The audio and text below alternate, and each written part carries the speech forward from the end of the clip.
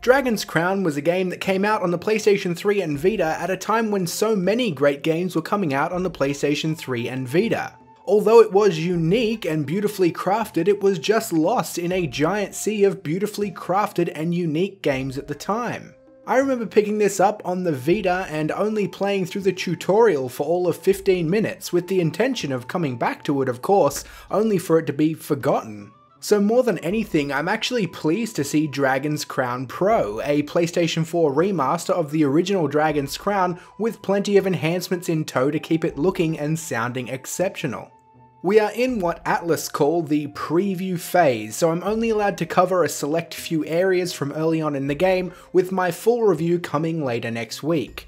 I thought it would be a good idea to play the game for around an hour after the initial tutorial, stop and then write this script to make sure you're getting my first impressions and that I'm keeping in line with the embargo rules.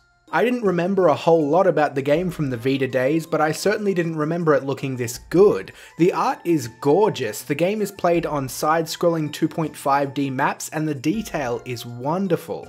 I was able to find 3 or 4 secret passages in just my first hour, which is fun in and of itself, like this area for example. There is a big art piece on the wall, and if you inspect it by bringing up your cursor using the touchpad, the voiceover will narrate that you think there might be a hollow cavity behind it. And speaking of the voiceover, the story is essentially narrated to you. I'm not sure who it is voiced by, but he is doing a fantastic job. The soundtrack also got a full orchestral rework. There is an option to switch to the original as well, but the orchestral tracks are just delightful. The game itself is a story-driven, side-scrolling RPG/brawler, I guess. It's kind of hard to classify, but you may have played some of Vanillaware's other games like Odin Sphere or Muramasa. It's along the same vein. While the combat itself is like an action hack-and-slash or brawler with combos, weapons, and special abilities, the story is very much at the forefront, at least from what I've experienced so far. It's definitely something I can't wait to dive further into, and on that note, I might just do that. So here's a couple of minutes of varied gameplay from earlier levels. Check out the links in the description to pre-order, keep an eye out for my full review next week. Thanks for liking, subscribing, and sharing, and I'll see you all soon.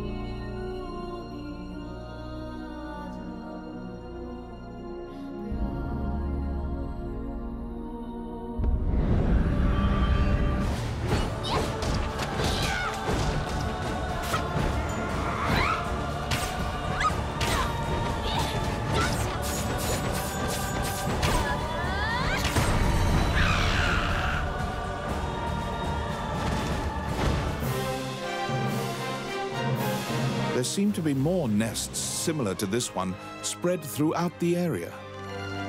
You exit the area, taking care to avoid drawing the attention of any other harpies.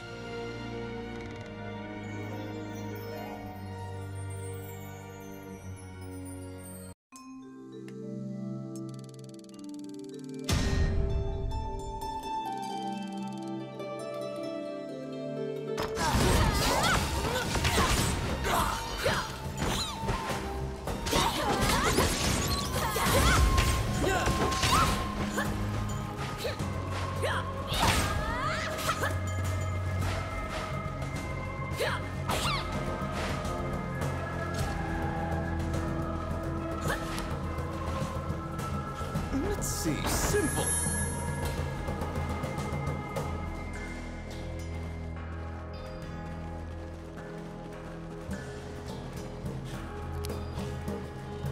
It's my turn. Oh, yeah.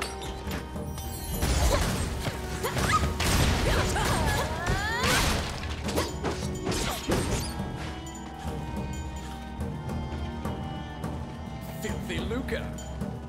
Outstanding. Oh, my. Filthy Luca.